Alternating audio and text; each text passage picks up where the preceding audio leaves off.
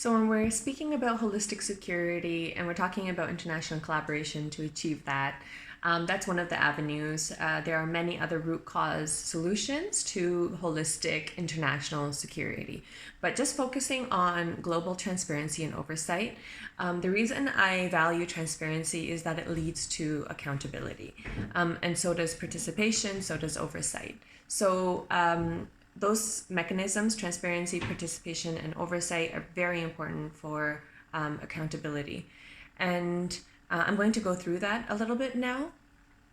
Where accountability is an issue, there are better consensus. There's better consensus. And I mean,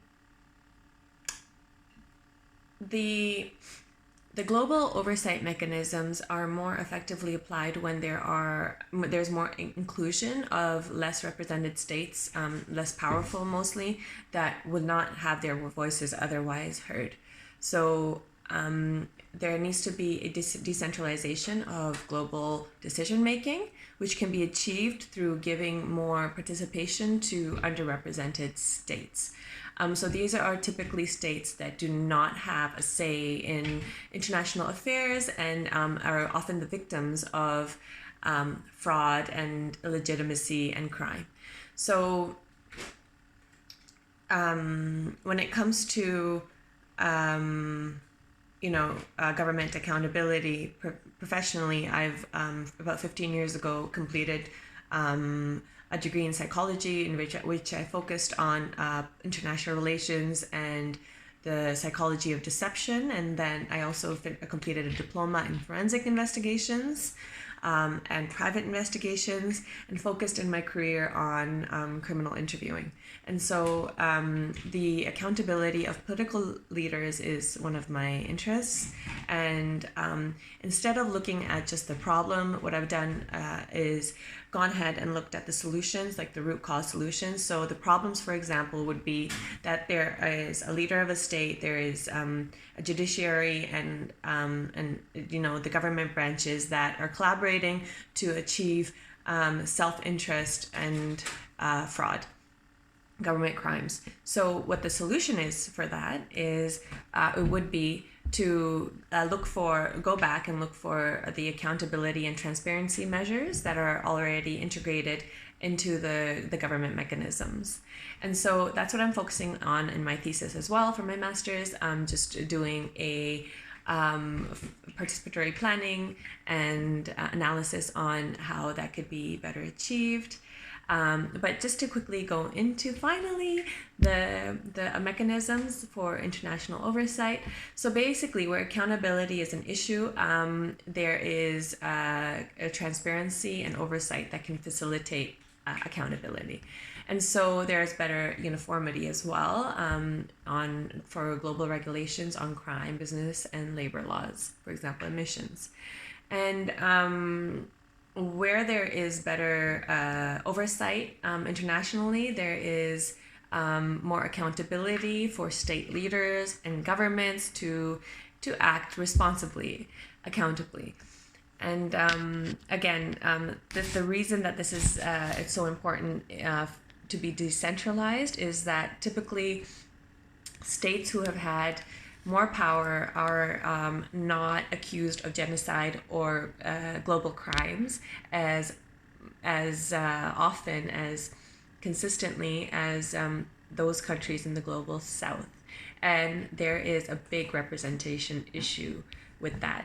So, for example, you never hear of electoral fraud or genocide in North America or Europe, whereas they're all humans and it happens, and you hear it more, one would hear it more about maybe Russia or the global south, Africa. And then there's also very little spoken about what the solutions are for these international crimes. And the opening up or the participation of government oversight on a global level, so transnational affairs, would typically would ideally include collaboration, and it achieves oversight for business and criminal law.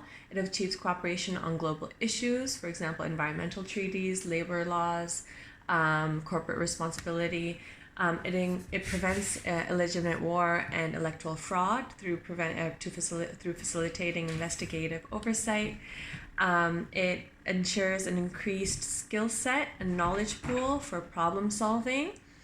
And most importantly, I think it promotes universal and bilateral advantages in global equality and equity through ensuring that there are mechanisms in place that equally distribute, global goods, such as trade laws are uniformly applied so that countries are able to benefit bilaterally instead of a unilateral gain where a commodity is taxed more just because it's a state that was more in power when it came time for the international negotiations for trade, whereas the poorer, less represented country would be disadvantaged through higher tariffs on export. And that's exactly what happened with NAFTA. And so oversight on, or like collaboration on international treaties and laws, and finally, the decision making when it comes to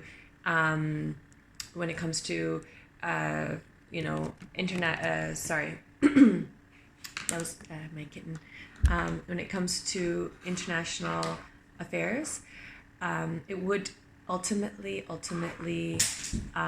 result in greater accountability and responsibility in global affairs, so that actions are in line with global values and universal interests of all people, and not just the state that is making the decision, and that is achieved through greater participation of multiple states or countries that would collaborate to produce international decisions.